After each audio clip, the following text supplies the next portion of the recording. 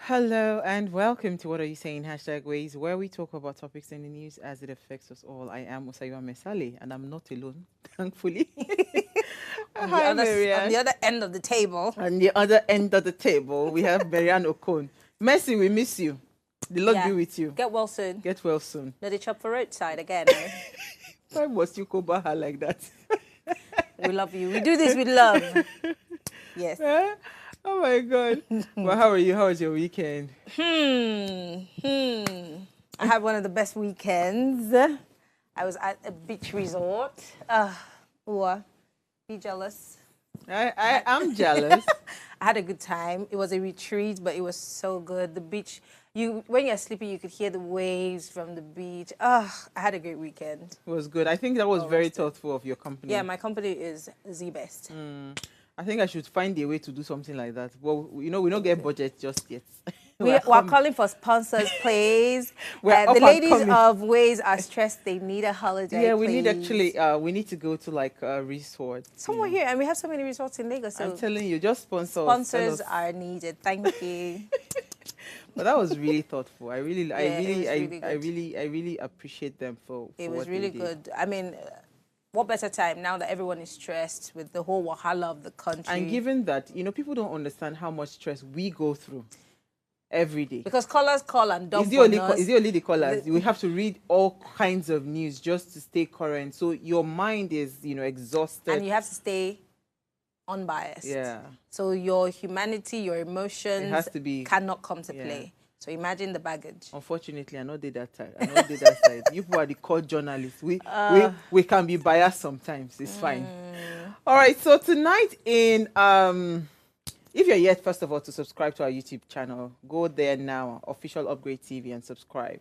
Now, in partnership with Enough is Enough, we'll have a quick chat with Igboke, I think, Onyebuchi, to discuss the hashtag End Bad Governance. And of course, in line with Enough is Enough, clear demands and better future. Thank you so much for joining us. Is it Igbo? Igbobuke. Yeah, thank you. For, How did I get the name right? Igboke. Igboke. Okay, nice. Igboke. Thank you so much for joining us. First of all, where are you and what's the situation like where you are currently? Okay, I am in Enugu, the capital city of Enugu State and eastern Nigeria too. Okay, so I hear that a lot of Eastern guys, our brothers from the East, boycotted this protest. Is it the same across all Eastern region, or just a few Eastern region did the boycotts? As a matter of fact, it was only our group that tried to protest. We protested, that was on the 1st of August. We marched for almost 4 hours in the heart of the city. We covered New Haven, from New Haven to Ogui Road. From Ogui Road, we go to a place they call Asata. From Asata Presidential Road, we ended at Opera Square, which is a popular square close to the government house, where we addressed the press. Then after day one, day two, we had a call from the security agencies, precisely the Commissioner of Police in Enugu State, who invited us. And after security report, we reviewed the whole thing. We jointly agreed to create a platform where we continue the engagement by the way of a town hall meeting. So it's a proposal that we jointly agreed on to take the dialogue further, because there was concerns about a letter written from IPOB, Indigenous People of Biafra, saying that they are going to hijack protest and cause mayhem. So that was the security report. So on our own side, we looked at it. In as much as we want to, make our voice to be heard, we shouldn't also jeopardize the security of the environment. Then something happened too. We are the only group that protested in the entire Southeast. Not that it was intentional. There is a whole lot of issues. One, there is this sentiment about security there is heightened security. We have high and heavy presence of security 2 days before August 1st. So people were afraid. But we, from the Office of the Citizen, we felt that we know our right, and it is our right to protest. So what we did on that first day, though we are not many, we weren't too many, but we dared the security agencies in the sense that we embarked on this protest just to let people know that they have such right. And good thing is that the whole army checking point we passed throughout that day, we passed almost 8 army checking points. There was no issue with the military. They were very friendly, very cooperative. They allowed us our way while we are doing our thing in a very peaceful manner. Then it was police in between the time that tried in between intervals to find a way to stop us. But we maintained because we were able to notify them about our intention to protest. So there is this sentiment. Some people are of this sentiment that before this proposed protest, you find out that something was happening at Lagos, where most of the statement is meant to get targeting the Igbos. Exactly. As if the Igbos are doing this. Okay, that's the question I wanted to actually ask, because there's been that hashtag Igbo must go, which even before the hashtag came about, we had gotten wind of the fact that all the Southeasterners were to stay away from this protest, which we saw clearly on the very first day of the protest up until now. I remember looking at Ebonyi State and several other states. Everywhere was just fine and dandy. Everybody was going about their business. Is that because the Igbos are somewhat trying to not be the ones who take the flak for any form of violence that takes place in the elections? Because, of course, remember that the last time when we had NSAS and Oba's palace was being broken into, fingers were pointed at the Igbos. Could this be the reason why they're staying out of it? Yes, this is one of the reasons. We have like 4 reasons because we're on the street. So I'm trying to give you the feelers from the street. 1, this sentiment played out. Secondly, they always feel that Igbos are always at the receiving end, the victims. Considering what happens before the election or after the first election, which President Tinubu lost in Lagos, we saw voter suppression. So they feel that all these things was geared towards the Igbos. And Igbos has this sentiment that P2B would have been the best candidate that came out for that election, considering the situation and the frugal nature, how he manages resources. And people out of hatred, they didn't vote him because he's from the Igbo origin. This is a sentiment. Another sentiment, because many people were cheering us up. In fact, many stopped. Even someone that stood flag along the road. It is on record now. There was a TV station movement. So some people, many came to cheer us up because of fear. So fear played a major role because people felt that once you come out, they will shoot you. So that is why we dared the security agencies to let people know that no, the guns or the arm in the hands of security agencies is not meant to kill you. Rather, it is meant to protect you once you are carrying out this protest in a legal form. Then third thing that happened also was this issue of we told you to vote the right person, and you people insisted in voting. So it's a case of Unto. Brother or you guys have voted, so go and enjoy the person you have voted. Okay, so because we have 1 minute to wrap, go ahead, finally, quickly. The final thing is that there is a lot of division across the nation, as you can see. There is a whole lot of sentiment, and that's why this protest is as if there is no one clear objective. Thank you. I was coming there because now there are too many demands, right? So we do not even know where to channel this, this protest focus to. The president has called from his very, very interesting speech. He has called for dialogue, right? So even if he's dialoguing, who is he going to be dialoguing with? Because there are just too many fractions, too many divisions. So how is enough helping, to kind of like galvanize and like to help people come together to become a united front? Because which I see that is the biggest issue right here. Now, we don't have a united front. Did you get the question? Yes, I think the civil society should come together and create that. Yes, the civil society, enough is enough, should also be in the leadership of this coalition to galvanize voices and create that engagement platform.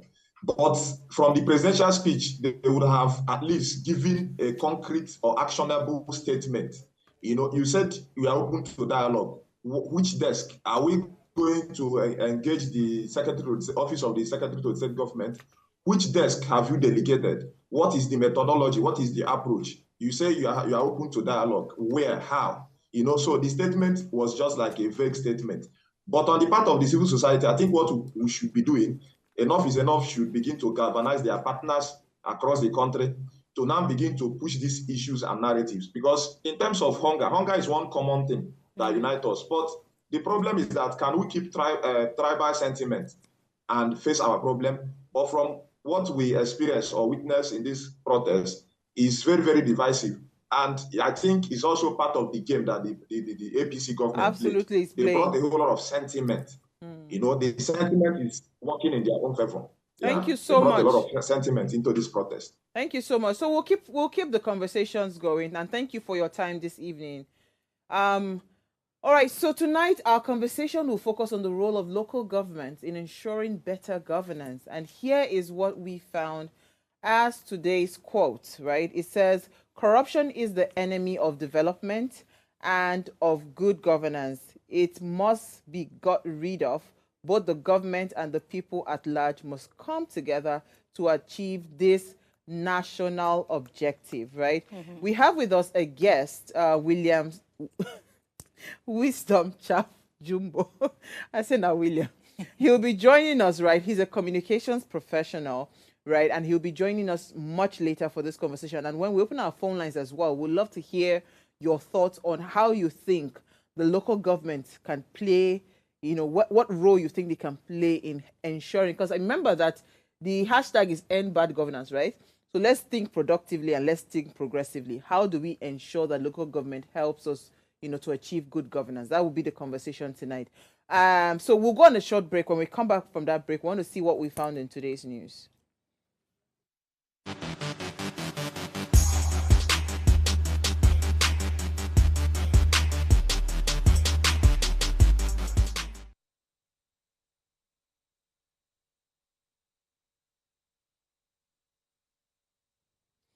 Thanks for staying with us. Now, the World Breastfeeding Week is observed on the 1st of August each year till the 7th of August.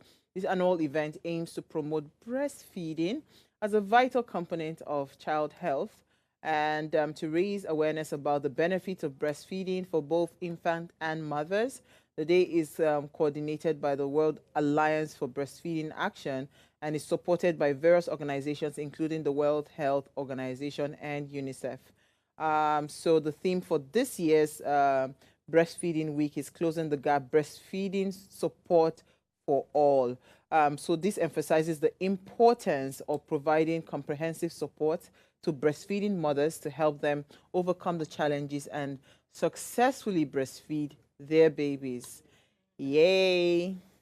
Yeah, you know what they say about well-breastfed babies? Their brains work really well. My darling, I'm enjoying the fruit of the labor. See, because your boys are smart, intelligent, and it's not even just and good looking. It's not about that one, but I can attest to the fact that they don't fall sick. Because I did exclusive for 6 months for both of them. So then they now breastfed till like a year plus. So I mean, I've not admitted them in the hospital for any illness. So that one for me, I can tell to any breastfeeding mother, please, if you can. Some mothers actually genuinely cannot lactate. I mean, and there are other factors that can help to help. These days, a lot of things have come in to help technology. Cookies and all kinds of things. So many things can happen. But as much as you can avoid, what's it called, the formulas until they are at least above 6 months. Yeah. If you can. All right, so what did you find for us in the news quickly? Oh, well, because the whole week before now, and of course the whole weekend, we've been talking about protests. So obviously what I found in the news is from Vanguard newspaper, where Tinubu's broadcast fell short of expectations. Organizers at Atiku, Soyinka, PDP, NLC, and others.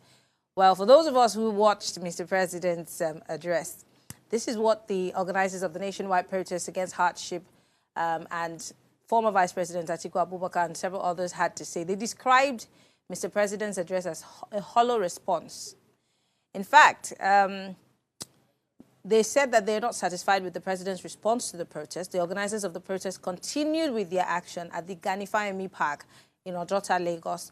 The protest is continuing in Osun and Kano, among other states, saying that the nationwide broadcast did not in any way address their demands. The police, however, barred the protesters from holding their procession beyond the designated ground at Ganifayemi Park in Ojota. Also, I'd like to add that the Commissioner of Police in Lagos has come out to say that protest has been banned in Lagos because, in his words, the president has spoken to us, and that means that protests must stop. So I want to throw it to you. I asked 3 questions today. First question is, was there any form of apology in Mr. President's address? Did he sound more like, I'm sorry? Apologize for... Hold on. I'm sorry that you guys are asking for too much. No. Nothing that Hollywood in Nigeria. No, I'm just asking because this is the president of the Federal Republic of Nigeria. He is our president. Okay. And if people have clamored for a president to speak in the midst of a hardship and a protest, and they feel that he doesn't hear them, there should be a little bit of, oh, I'm so sorry if you didn't feel heard, if you felt like I abandoned you. But was there any such thing in that, address? Secondly, did he in any way make any promises and give us timelines? Okay, so we need to deal with food security. This is what we're doing, and in the next 3 months, this is what we're going to show. Was there any such thing? Finally, generally, did you think he was talking to you or he was just singing his praises? The Lord be with you. Hardship. States get 570 billion grants. I want to put my teeth in now, that. the federal government has released 570 billion naira to 36 states to expand livelihood support to their citizens. President Bola Ahmed Tinubu announced on Sunday. He also revealed that Nigeria spent 2 trillion monthly to import premium motor spirit, popularly called petrol, and automotive gas oil, otherwise known as diesel. Tinubu stated this during his nationwide broadcast to Nigerians as he disclosed that 9.1 trillion was accumulated as total fiscal revenue to the federal government's coffers during the first half of 2024, marking a significant increase from what was earned by the previous administration. And people have asked our president, when you want to mark up the previous administration's achievement, mark it up with what the dollar price was and really check if this is an increase or it is a reduction. And to Marianne's question, if the man is busy doing all of these things, where will he have the time to apologize to you? No. I want to really sink my teeth into your story because the truth is, it's not about the president. Yes, the president has released these monies. We can also ask him questions. These monies that you're releasing, under what nomenclature? Who has the oversight functions to make sure that these money, what are the monies going to? There's no clear-cut reason. Auntie. Wait, hold on. Yes, they've given it a name. Expand livelihood support. But how is it supposed to be disbursed? Now it comes home to our governors. Because you see these monies keep being given to governors. Trailers a load of rice keep going to states. We're not asking our governors questions. This end bad governance process that we're doing, it's not about the presidency only. Yes, the presidency has its job cut out for it.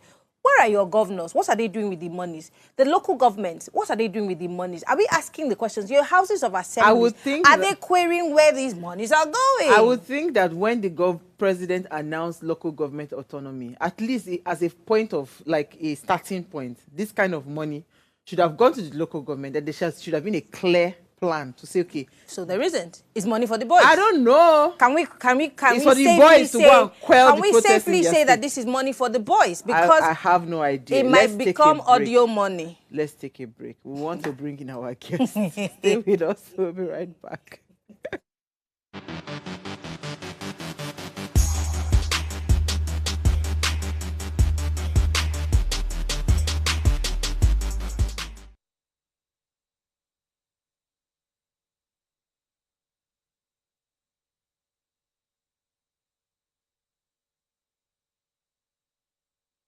It's summer and time to hear what the teenagers are saying. Race Teens Takeover 2024 promises to be an amazing week as our teenagers take over the show to discuss all national and social concerns as it affects them. Join your faves from last season Alpha, Yasmin, Adora, Salma, Morolake, Ezinne, Ite, and watch out for the new additions to the team, Barisudo, Letam, Oluwa Jeriarare, and Oluwa Tominini. Subscribe to our YouTube channel, follow us across all our social media platforms, and most importantly, tell every teenager you know to be a part of a special summer edition. Starting from the 12th of August through to the 16th of August 2024, these amazing teenagers will be on your TV screens. Ways Teens Takeover, where the voices of our teenagers count.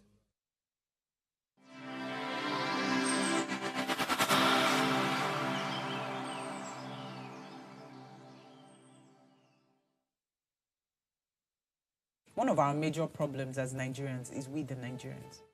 So the fact that we don't care or love ourselves, we don't care or love our country, we have no loyalty to anyone. We always, and when we have issues in Nigeria, when issues come up, we throw the religious and ethnic, cards to suit our personal and selfish desires. When it comes to election, you are my brother. But when I get into government and I'm eating, I don't try to bring you who is educated and fit for the position, but rather I'll give it to someone who will give me a cut.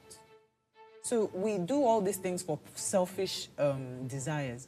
And that is how we've gotten to where we are. Because if you are not able to be honest and have high morals and integrity, when it gets to the point of also, when you have stained your hands, it now becomes almost impossible for you to be the same person who will sit on that seat and be part of a committee that they will put together to persecute someone because your hands are dirty.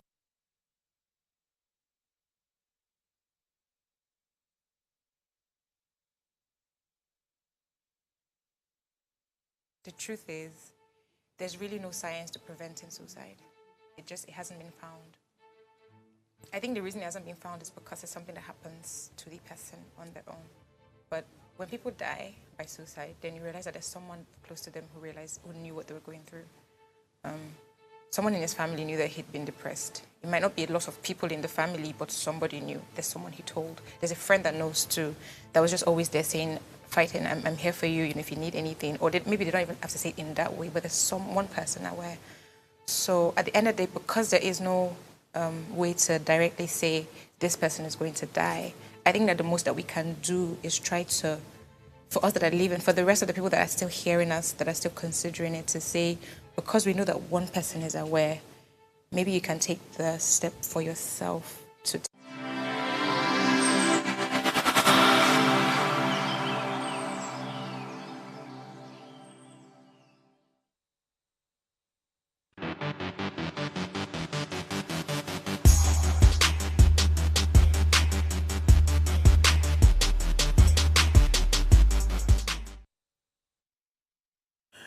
Thanks for staying with us. Now, local government are the closest form of administration to the people, tasked with addressing community needs, delivering essential services, and fostering local development.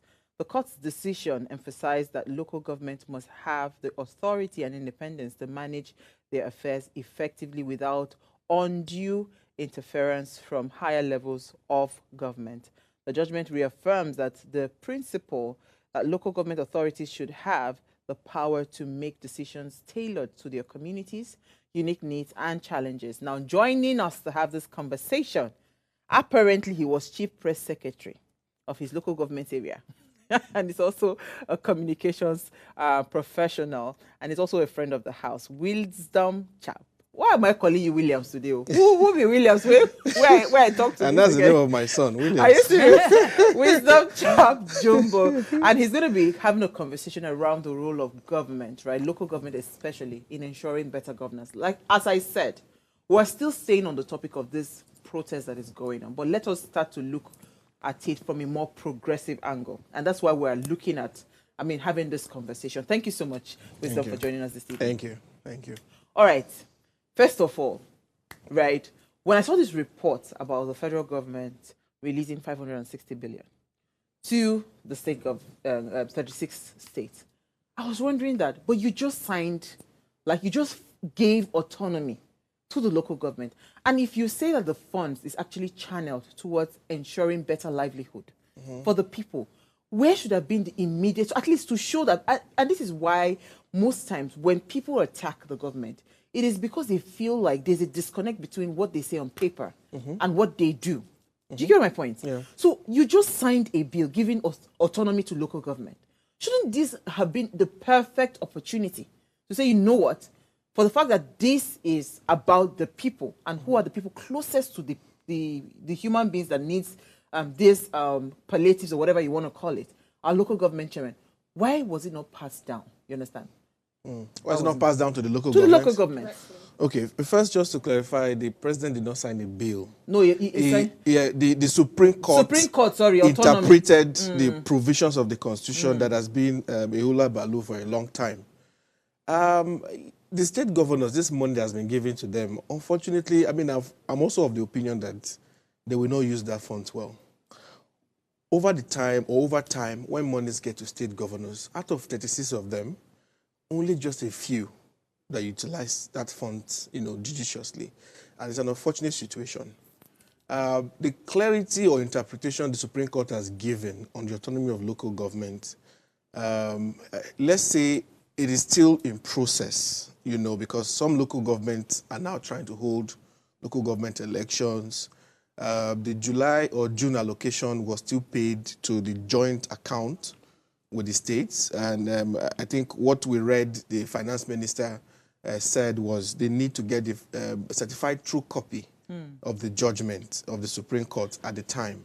So they still paid the money into the joint allocation. So what happens at local government is once this money comes from FAC to the states, it goes into that joint allocation, and then the local government chairmen, they go to the state and they sit with the local government commission, and then they sit down to distribute or look at the ratio, how they will share the money, and which will go to where.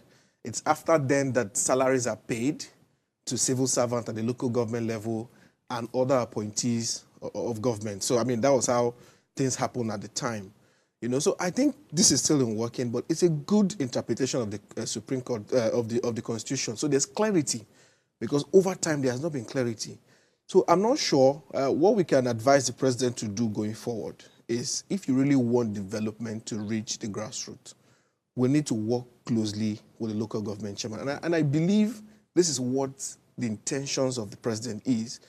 Because by allowing that autonomy to go Yes, through. because for the first time, President Tinubu has been the first president that has achieved this. Buhari tried when that bill, because for you to alter the constitution or have any alteration after the National Assembly, it needs to go to the 6 states assemblies, and you need at least 24 of them to concur.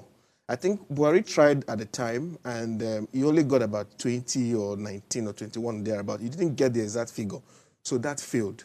So this route that President Tinubu has gone is really wise, and that has settled the issue of autonomy and all of that. And the sections of the constitutions that was creating that ambiguity in a way, it has been able to explain it. And I think that's section 1. Has it really explained it? Because constitutionally, the Constitution does not recognize the local government as an arm, a third arm of government, as we all portray it to look. The Constitution actually recognizes local governments as an appendage of state governments. Therefore, this autonomy that we're asking is not an autonomy per se, it's a financial autonomy and not an autonomy of local government. Because if we're asking for autonomy of local government, then it means that we are going against the Constitution. But the only thing stopping that autonomy is money. If I don't control my money, I don't have independence. When I can control my money and resources, that is autonomy. So I'm not sure what other autonomy we're really looking for. If I can control the monies I have or the monies that come to me for me to work on my own or do what I want to do with it, there's autonomy. If I can have my money come to me, I don't have to stood to the governor's interests. Yeah, Or yeah, but okay, the local governments are not independent of states, as opposed to states and the federal government. For example, Tinubu can't come and tell Governor Sim what to do in his state because he's as sovereign as the president. So I understand where you're coming from. But again, the line that we must draw is that, yes, local governments need their financial autonomy so they can carry out their duties. But then if you're saying we're talking about autonomy in generality, then it can't happen because they're not an entity on their own away from the government, the state government. Trust me, with what the Supreme Court has achieved, even a governor will not be able to tell a local government chairman what to do in his local government. The law does not permit that. What we can all do, just like the state governors do with the president, is to work in partnership. It's a shared responsibility in how we deliver governance to the people. So with this autonomy now, I'm not sure a governor can come and tell a local government what to do. If we're not of the same party, first of all, if I no agree, I no agree. You understand? So before, it wasn't that way. There's one leg of this autonomy that needs to now happen to complete it. I was coming the elections, right? Yes, that leg is elections. Because as long as the state electoral commissions is still conducting that local government election, then that is that one leg of the autonomy we need to conclude and cut off completely. But why again, I'm going to keep arguing these things. Why do we have the state electoral commissions if they're not going to be conducting state elections? So it doesn't make sense. When we create that law at the National Assembly, as we have heard that there is a local government, commission on local government electoral commission that they are setting up at the National Assembly. We need to hear more of that. If that happens, part of the clauses of that law is that all the state independent electoral commissions will be dissolved into this. It means they will no longer exist. You get what I'm saying? So if that happens, so that means at the local level, because what happens at the local government is that, maybe for example, as River State, the 2021 local government elections that happened, the PDP won all through, in all 23 local governments. Because, why? Because the PDP is the governor. Yes, the governor is PDP, so therefore he wants all the local government chairmen to himself. So by all means, they are all going to win. It is not the best practice. We need to allow for competition.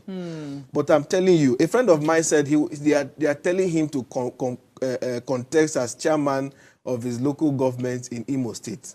And I told him, my dear brother, as long as the governor of Imo State will set up the Imo State Independent Electoral Commission, and is the one that will fund that commission to do this election, even if the governor comes on national TV, and tell you people, I will not choose. I will not. See, on the back end, we know it's a lie.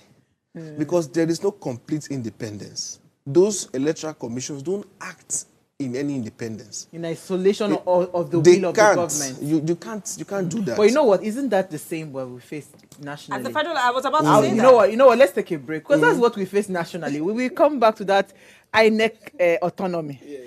Stay with us. We'll be right back.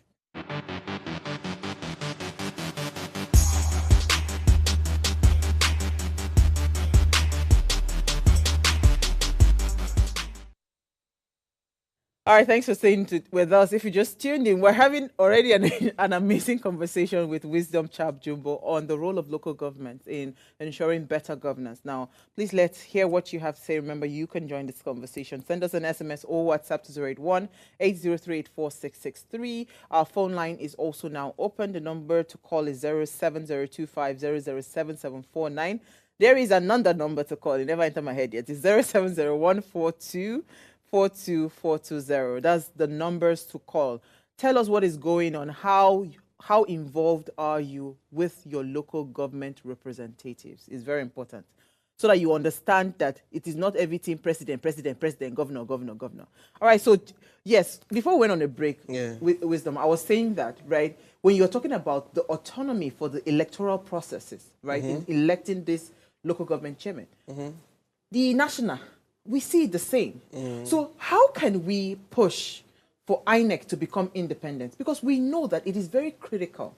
If local governments are truly what's it called, have true autonomy, and they're able to act, what's it called, independent, it's going to make a world of difference. Yeah. It means that now we'll start to see the true dividends of democracy. We'll start to see that, yes, it will not be competition of my local government has to be better than yours, and you start to see work being done. I know some local government, I think the one in Obalende, Fuad Atada, I he's one of the only person that I see. I love the guy. The Great guy is working. I see his work. Do you get what I'm saying? I want to get to meet him one day. Guess what? No, He don't is- worry. And guess what? I need to Guess shake what? him. He's doing something good. He's a graduate of Covenant University. In fact, I mean, when I heard the story, because I happened to have like a conversation with him. He's even the chairman of an LCDA. You don't even get. Not I a said, local government. Not the chairman. local not the local. government. Yes, now. Yes. Chairman, no. Yes, of Do the you know LCDA. LCDA. Yes. I was not asking, how did you resign from paid work? The reason I'm saying this is, if we have that autonomy in the electoral process, you and I can go and contest. Do you understand? If it's going to be independent of any politics going on, that it is now becoming a thing of, if you are competent, apply for the job. Do you get what I'm saying? Yeah. We'll start to have better people Yeah. come out to say they want to be local government chairmen and all of that. So how do we ensure that INEC independence, the electoral process itself, is independent of governors, is independent of the presidency? So you see, this is the thing here. In the last 25 years of our democracy, of this Fourth Republic, every election cycle, we have seen slight changes in our electoral process. Things continue to improve. At some point, we had the beavers.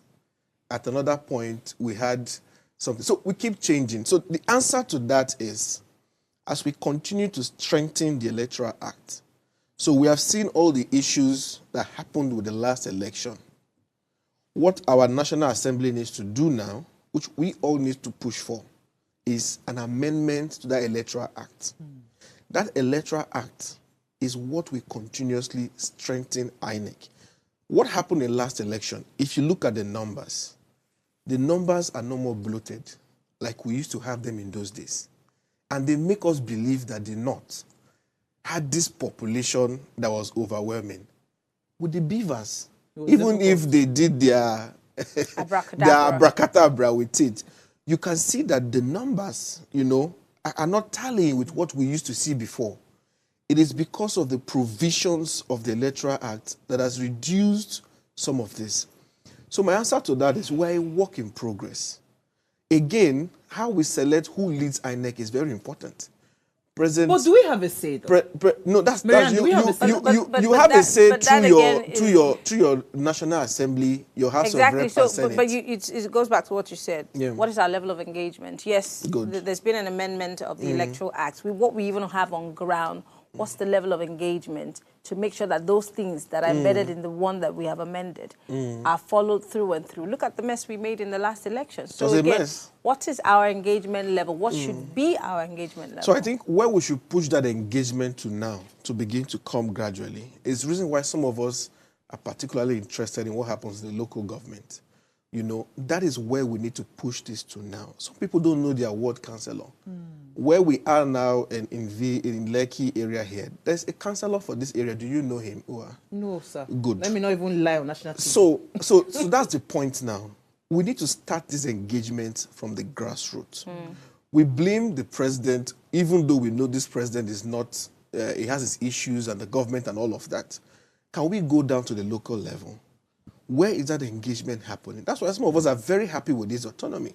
Because this local government chairmen, they live with us in our area. They don't perform. We go and deal with them. Oh, no, they all don't live with us. Some of them don't live here. Before now, when you ask them, they say, oh, the governor. Now, you have the money, it's coming to you. We are going to hold you. So that engagement... And the good thing, they don't have immunity. Good. And so, every local government has a legislative arm. Which is made up of the councillors, yes. Oh. Yes, so all the councillors Like from the ward... They're like a house of assembly. Yes, all the councillors in the ward, they form a legislative assembly for the local government. Yeah. Where the councillors sit as members and they choose a leader of the assembly. So there's a leader... So like the speaker. Yes, the leader is like the speaker. They have the deputy leader. They have the chief whip, deputy chief whip. So there's an assembly there. It is that assembly that also approves the budget of the local government. You get what I'm saying? Just the way you have it at the federal level. And at the state level. So if you ask some people now, have you ever seen a copy of the budget of your local government? No. When they made a publication on FAC allocation to local governments in the country, about 5 of them are from Lagos. 5 local governments in Lagos had the biggest or the largest share of FAC to local governments. So the same thing, if you look at it from the 774 local governments, you will be scared the amount of money. So, like for me now, for my local government, at around that 2021 or so, the budget of my local government alone was 4.2 billion. What's your local government? Bonny local government. Oh, yeah. That was the budget that was presented to that assembly for approval. Wow. Was around 4.2 billion, thereabouts, as at that time. I don't know what the exact... And it's going to be almost triple now. Yes, probably, you know. So they also make the budget preparations the way you have at the federal level. We need to pay attention to what is happening at this local place, because it is where there are little things that the local government can be doing that, of course, will make this suffering easier. Yes, of course. For the people. You know, hold your thoughts. But they are not playing their role. That is the problem. And they are there. And they are there. Let's take Emmanuel. I believe he's called in. I don't know from where. Hi, Emmanuel. You're live. Hello? Hi. Is he there? Hello. Emmanuel, can you speak up, please? Go ahead, please. Oh, sorry, we lost him. Oh. Well, I was going to say that one of the things that we also need to do in terms of engagement for civil society, for media, government agencies, if they will ever do it, is to re-educate the people about the duties of the local government. Do you know that the local government is in charge of sanitation? Yes. They're in charge of primary health care. Yes. They're in charge of... there's some roads that are under the local government. And we're always calling Mr. Sanwo-Olu. They do roads within their Mr. local government. Their levies, they also collect within their local government. Why does it look like, and I'm saying us, including us, the media, we've dropped the ball in terms of educating people on their rights and responsibilities so that they can understand the duties of local government? Because we're always, either we're dragging the president, half the time we're dragging the president and not even the state governors, let alone the local government. So, it's, again, still sticking with engagement. How can we get more people on board so they understand who to hold, why to hold them, and to make sure that they deliver on the dividends of democracy? Good, it's easy. So what needs to happen is the media need to turn their torch to the local government. I don't blame them most of the time. Some of the people within the media don't know these things. For example, what I said now, you just shocked. They learn. You don't know. I know this because it's an intentional effort for me to understand what is happening in the local government, and also, by the grace of God, had worked within the local government, you know, at that time. So I know some of these things. The media now need to turn the torch. Some of the local governments, you would be shocked that their local government chairman for 4 years or 3 years, they never appear anywhere to say what they are doing. Exactly. They come and go and nobody records Some of them anything. became local government chairmen. You will never saw their manifesto.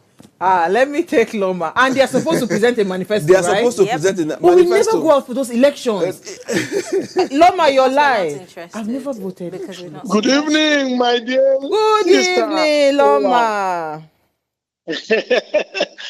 See, good evening, my dear brother and my sister, Anne Okon.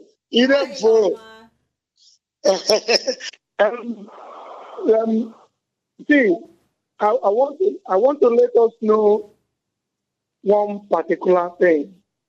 The role of local government is very, very important. I'm telling you what our president has done by going to court to make sure that the local government has autonomy is one of the highest things he has done. I jump my cap for him. But let me tell you, remember what the president told us. He has released up to 500 and something billion to the state governors. Even if you release the whole money to the local government, and you still stand and tell us subsidy is gone. At the end of the day, no matter the amount you give to the local government, no matter the level of autonomy, people will not find life easy. If you want to make sure everybody in the local government autonomy stands, make sure that the subsidy is gone, is reversed, so that when money goes to the local government, they will use it where people will benefit more from it. But as long as you are still holding the gun at the federal level, managing everything, their life, the cost of prices and goods and services rest on you, I'm telling you, no amount you will give to the local government, no autonomy will make life meaningful for the common masses. So our president, do the needful. Let that subsidy is gone be reversed. You will see that local government autonomy will be a beautiful thing. Thank you, Loma. I tell Runa, manage your expectations with this subsidy matter. When I manage my expectations. Well, I mean, obviously, the president has clearly stated that there's no going back it's not turning back. So it's Wait, not even let's up move. for this conversation. We move. That's why they are doing CNG, compressed natural gas. They will very soon. I'll go and convert my car. But there are reports that he's still paying the subsidy. Yes, that's the challenge. It's not just reports. All marketers associations have come up again and again and again and have told the NNPC to their faces that you are paying subsidy through the back door, because if you were not, you should be buying it for 2,000. Like 2,000 plus. But I mean, let's stay on this matter, because we're having fun. Our time is running. So tell us, right? Yes. How do we start that sensitization? And what is key for us to start to pay attention to? Like for me, I don't think I've ever gone for a local government elections. I've never. Yeah. I mean, I know that I do state, I do federal, but I've never gone for a local government election. Secondly, most times when the elections even happen, we don't even know that it's happening. It's also hush-hush. So there's an intentionality to keep the people, right, ignorant of the dealings within that space. Are you speaking for Lagos? Because I'll tell you, when I first turned 18, one of my baptism was that I campaigned for a local government councillor who eventually won. Yes, that was my introduction to politics. I campaigned for a local government chairman who also won. So in my state, it was a thing. They had to know you. You had to be recognized by the people and the party. So I can only speak for Lagos, or you're speaking for Lagos, because I have also experienced local government elections in Lagos. It's like any other Something day. is going on. Yeah, but in my state, it's a thing. People are involved. For you to be a councillor, they can't dash it to anybody. Yes. So if this is where we need to start. First, someone like you now, you need to attend one local government election. Start from there. Baptism. So, but on a serious note, the reason for that gap of information maybe is because we have 36 state electoral commissions running this process. That is one. There are 36 of them. How do you keep up? And they are also happening at different times. And they're happening at different times. And mind you, how the local government functions and what happens in local government, the laws are made by the state assembly. Yes. So different states, so the constitution empowers the state assemblies to make the laws for their different local governments. Yeah. That's why some local governments, their tenure is 3 years, some is 4 years. It is not uniform across. Within the Southwest, the assemblies also made laws to create or to have local council development areas, which Tinubu started in 1999 as governor of Lagos State. So, for example, Lagos has 20 local government areas as per the constitution, and Lagos State government, under that their local government laws, created 37 local council development areas. Osun has the same. That's why you see that number in that report was 401. It's because Osun has 30 local governments and 30 LCDAs. And all of them appointed caretaker committee chairmen. No, you're confusing and me. members. Let me break it down for you. Why do they need a local council development? So what did you call Tinubu created that. I mean, I think it's a fantastic idea to allow development to touch furthermore in the local areas. Well, have you been to Lagos? Really? That is my thinking. Have you been to the creeks in Lagos? So if that's what I'm saying. If you look at it, for example, for Lagos now, as you have a TIOSA, local government, within a TIOSA, there are about 2 LCDAs, which are branches of the local government that in those areas that to also drive development or different initiative locally in those areas. I think it's a good idea. The problem is, how do we manage it? That's the problem. So what the governors have been doing before now is they use the local government as a political arm or a political tool. Delivery. Go and deliver your council. You understand? Go and deliver your council, and then they have to hold it, because during elections, they use this local government to run a lot of things. So some of them don't conduct elections. What they do is they put caretaker committees that they change every 3 months. It's like an avenue to run stomach infrastructure. So because you supported me, I will give you caretaker committee chairman, and you have members, you run the local government for 3 months, and I change you every 3 months so that it can go round. The Supreme Court in that judgment has said that kind of act is executive recklessness. And the Supreme Court in that judgment said, what if the president refused to do election one day and say, I am appointing a caretaker for your state? How would you feel? So what is due the state, what is good for the state is also good for the local government. That's what the Supreme Court justice said. Who's going to hold the state governors to account? I know the answer. Because they're already eating money. But do you think they will intentionally let go? It is so bad now, because even in Rivers State as we speak, the local government there, the governor has put people he now call caretaker committees. And even as the Supreme Court... But it didn't start today, did it? It didn't start today. But because they were doing it 10 years ago, does not mean it's right again. When things have changed, things have changed. Can we abide by the law as it is today? And people ask, what is the problem? Why are some governors so hesitant to hold local government election? When the governor of Rivers State won, he had between May 29 to the expiration of the tenure of the local government in June 18 to conduct local government elections. Please, can somebody ask this governor, why did he not do election? And you now wait, when that tenure expires, you now appoint caretaker committee chairman.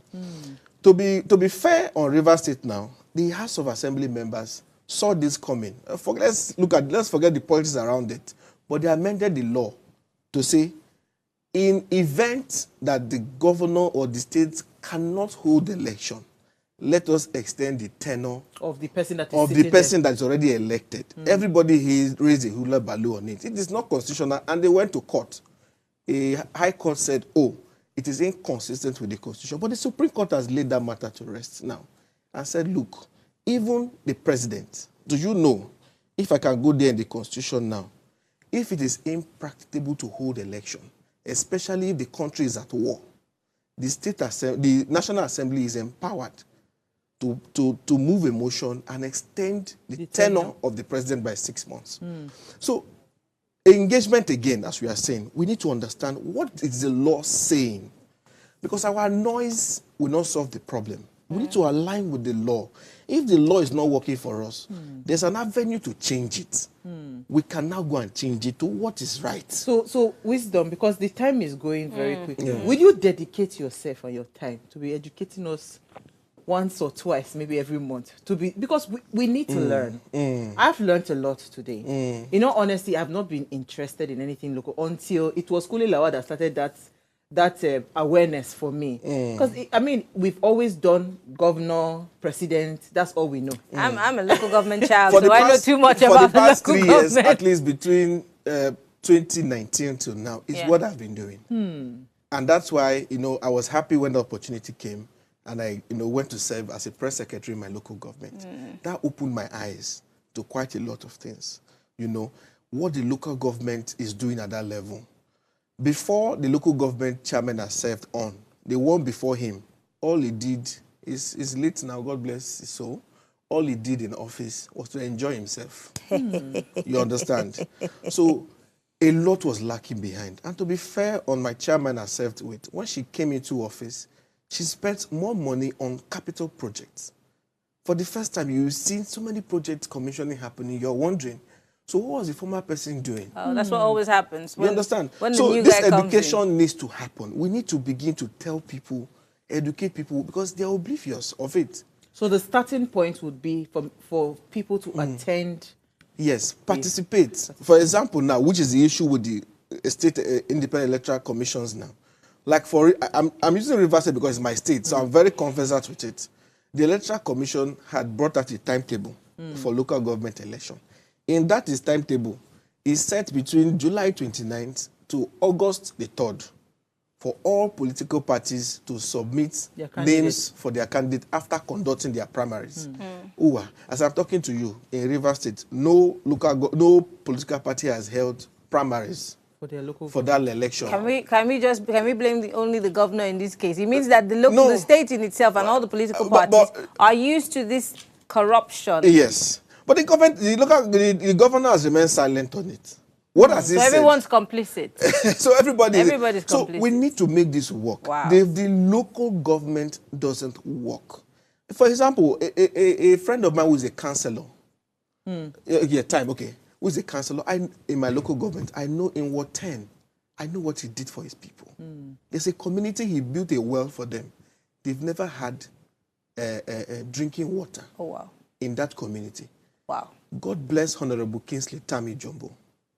He built that well for them from his salary as councillor.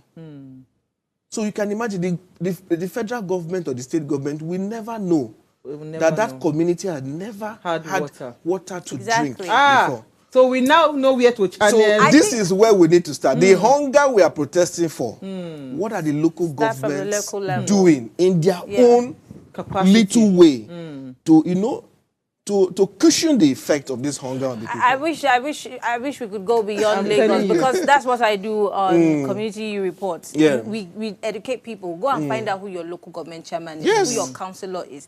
That way you can know where to channel your, sensitize people. Well, but thank you so much.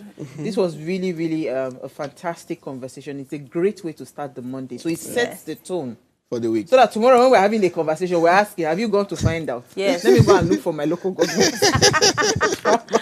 But thank you so much, Wisdom. Thank you. Thank you, Marianne. Yes. All right, so enjoy. If you missed our quotes for today, I think, where is it? It's somewhere. It says, corruption is the enemy of development and of good governance. It must be got rid of. Both the government and the people at large must come together to achieve this national objective. I mean, with everything that Wisdom has said, it has clearly shown that you have to be involved. You can't be shouting good governance, good governance. We'll see you guys tomorrow at 8 p.m.